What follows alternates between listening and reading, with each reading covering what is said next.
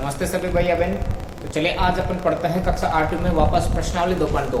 पिछले वीडियो तक अपन question number 12 तक पूरा पढ़ चुके हैं। आज अपन यहाँ इस वीडियो में क्वेश्चन नंबर 13 पढ़ने वाले हैं। देखो प्रश्न नंबर 13 आप एक बार पढ़ के देखो कि एक परिमेय संख्या को, कोई परिमेय संख्या है, ठीक है, उस परिमेय संख्या को 5/2 से गुणा कर एक परिमेय संख्या को 5/2 से गुणा करके 2/3 जोड़ने पर माइनस का 7/12 प्राप्त होता है, तो वो परिमेय संख्या बताओ, है ना। देखो इधर कोई भी परिमेय संख्या है तो परिमेय संख्या बताने, तो मान लीजिए प्रश्न नंबर 13 माना परिमेय संख्या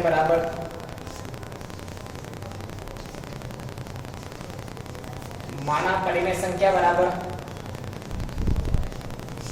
चलिए जैसे या तो x मान लिया p/q मान लेकर परिमेय संख्या को बटे के रूप में लिख सकते हैं। तो माना परिमेय संख्या बराबर क्या हो गई p/q, ठीक है। आगे देखो ध्यान से, अब क्या कह रहा है प्रश्नानुसार इस परिमेय संख्या को 5/2 से गुणा करना है। प्रश्नानुसार देखो ये जो परिमेय संख्या अपन ने मानी p/q, इस p/q को गुणा करना है 5/2 से। p/q को 5/2 से गुणा कर दिया, ठीक है। गुणा करने के बाद में इसमें कितना जोड़ना है 2/3, इसमें जोड़ना है 2/3, ठीक है। तो जो अपना आंसर आएगा वो आ जाएगा माइनस का 7/12। तो ये परिमेय संख्या ज्ञात करो, ठीक है, ध्यान देना। माना परिमेय संख्या बराबर p/q। प्रश्नानुसार इस परिमेय संख्या p/q को पहले 5/2 से गुणा करो। गुणा करने के बाद जो आता है उसमें जोड़ना है 2/3, और ये 2/3 जोड़ने के बाद इस परिमेय संख्या का जो आंसर आता है वो माइनस 7/12 के बराबर आता है। ऐसा अपन ने लिख दिया। देखो ध्यान से, p को 5 से गुणा करेंगे तो 5p बटा q को 2 से गुणा करेंगे तो 2q, और देखो प्लस का कितना है 2/3 बराबर माइनस का 7/12, ठीक, आपके सामने ये है।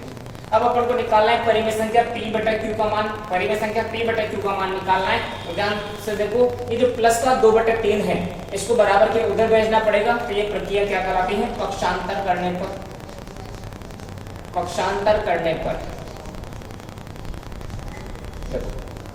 पक्षांतर अगर अपन को करना है अब, तो इधर तो कितना है, इधर तो है 5p/2q, ठीक है, बराबर के ऑलरेडी उधर कितना था माइनस का 7/12। अब देखो प्लस का 2/3 बराबर के उधर गया, तो प्लस का 2/3 बराबर के इधर आया, तो किसका हो गया माइनस का 2/3, किसका हो गया माइनस का 2/3। तो इधर तो कितना है 5p/2q बराबर, इधर देखो बटे वाली संख्याओं का जोड़ घटाव कैसे करते हैं, लसर लेके, लसर लेंगे हरों का, 12 और 3 का लसर कितना हो जाएगा, 12 और 3 का लसर हो जाएगा 12। लसर का मतलब वह छोटी से छोटी संख्या जिसमें इन दोनों का भाग चल जाए, तो 12 और 3 का लसर 12। देखो 12 में 12 का भी भाग जाएगा और 12 में 3 का भी भाग जाएगा, है ना। तो इनका लसर कितना आ गया 12, ठीक है। अब ध्यान देना 12 में अपन ने दिया 12 का भाग, कितनी बार गया एक बार, उस एक को ऊपर वाले माइनस के 7 से गुणा किया तो माइनस का 7, फिर आगे माइनस कीजिएगा माइनस। अब देखो 12 में भाग दिया 3 का, कितने बार गया 4 बार, उस 4 को ऊपर वाले 2 से गुणा किया तो 4 दूनी 8 हो गया, ठीक है। आगे देखो कितना हो गया 5p/2q बराबर माइनस का 7 और माइनस का 8 कितना हो गया माइनस का 15 बटे में कितना है 12, ठीक है। अब कुछ यहाँ संख्या कर सकती है, देखो ऊपर के जो 5 है, इस 5 से ऊपर का 15 कटेगा, 3 बार 5 दिया 15, और नीचे के 2 से 12 कर सकता है, हाँ 2 से 12 कटेगा 6 बार, ठीक है। और फिर देखो 3 से 3 एक बार कट जाएगा और 3 से 6 कट जाएगा 2 बार। तो इधर तो बचा p/q, और उधर क्या क्या बचा, एक तो यहाँ माइनस का चिन्ह बच गया, ऊपर 1 बचा और बटे में कितना 2 बचा। तो अतः अविष्ट परिमेय संख्या कितनी आ गई माइनस का 1/2, कितनी आ गई माइनस का 1/2।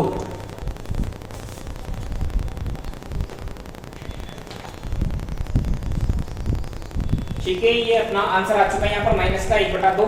तो ये है अपना क्वेश्चन नंबर 13, ठीक है। इसके बाद अपन पढ़ते हैं क्वेश्चन नंबर 14 के बारे में, ठीक है।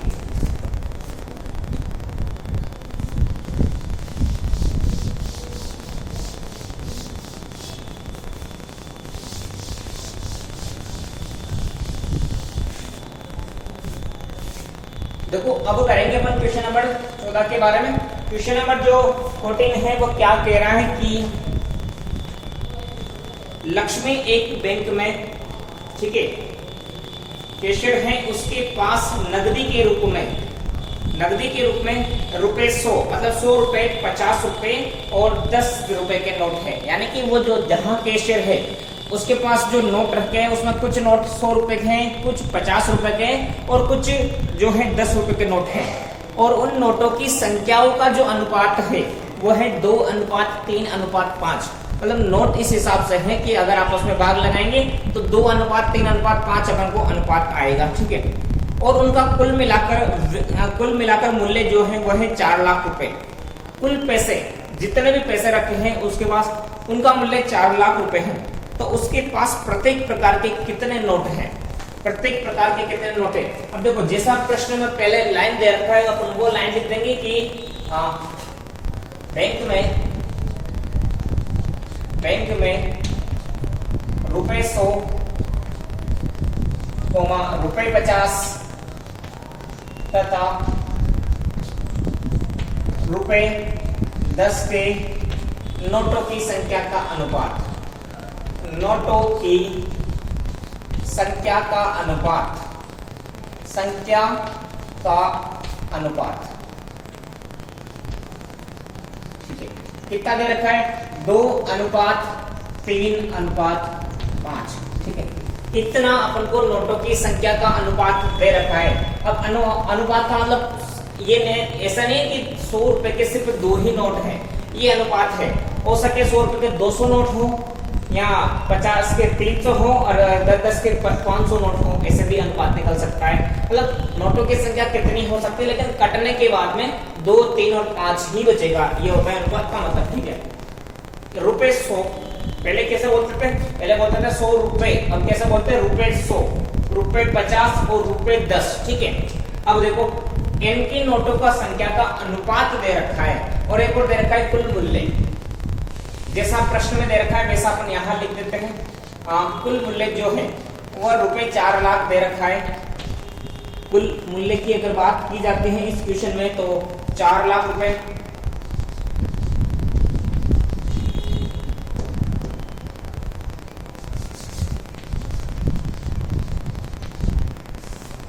ठीक है। तो कुल मूल्य कितना है 4 लाख रुपए कुल मूल्य यहाँ पर है। अब अपन को मानना पड़ेगा नोटों की संख्या, क्योंकि प्रश्न पूछ रहा है कि प्रत्येक प्रकार के नोटों की संख्या निकालो। मान लेंगे कि माना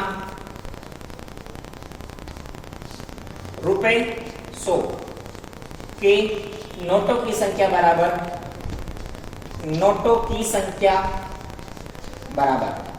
देखो माना रुपए 100 के नोटों की संख्या, 100 रुपए का अनुपात 2 है तो इसको मान लेंगे 2x।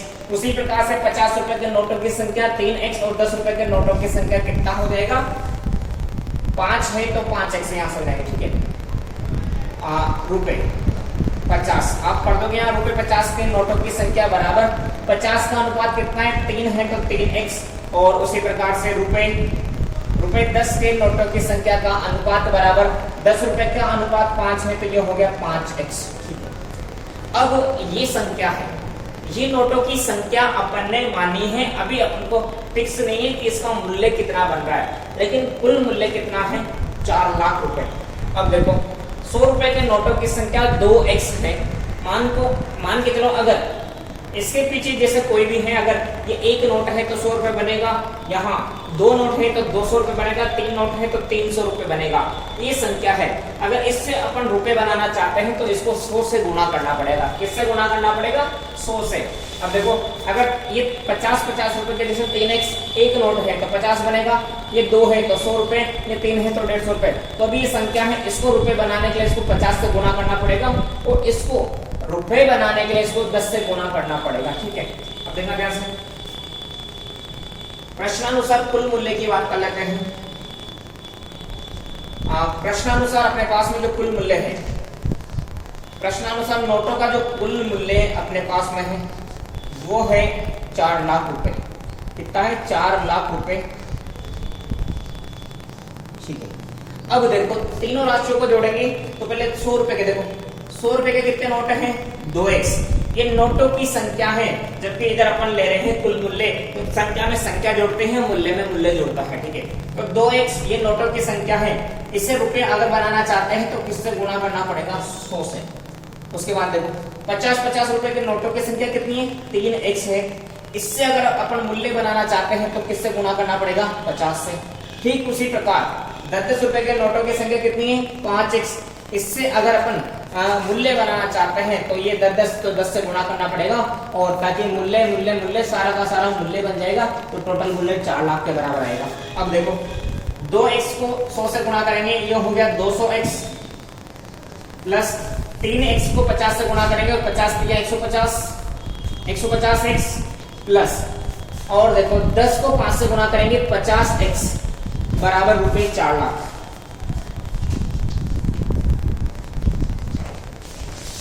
देखो इधर कितना होगा?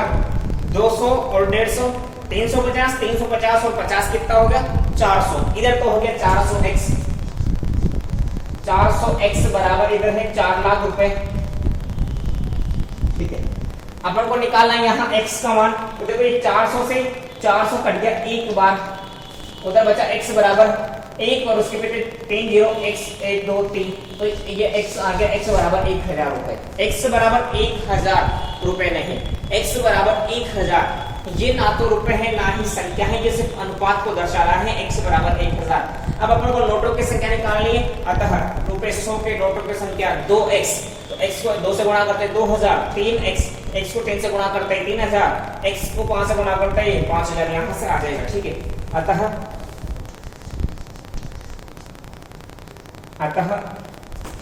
रुपए 100 के नोटों की संख्या बराबर 2x माना था, 2x, तो 2 की जगह 2 गुना x की जगह 1000, तो ये बराबर हो गया 2000। बताओ 100 रुपए के कितने नोट है? 2000 नोट है। इसी प्रकार रुपए 50 के नोटों की संख्या बराबर 50 के कितने नोट है? 3x, तो 3 गुना x की जगह 1000, तो 50-50 के कितने नोट हो गए? 3000 नोट अपने पास हो गए।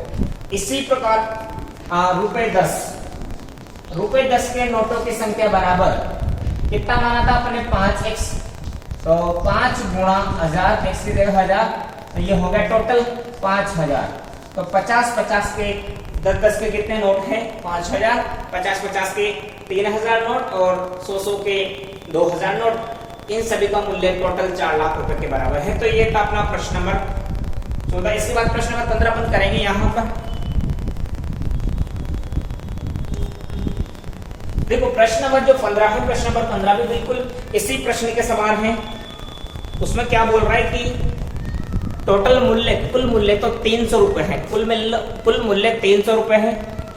1 रुपए, 2 रुपए और 5 रुपए के सिक्के हैं। इसमें नोट थे, वहां सिक्कों की बात चल रही है, ठीक है। तो आप उस प्रश्न को करने की कोशिश करना, अगर नहीं आता है तो अगले वीडियो में अपन उसको डिस्कस करेंगे। आज इतना ही पर्याप्त है।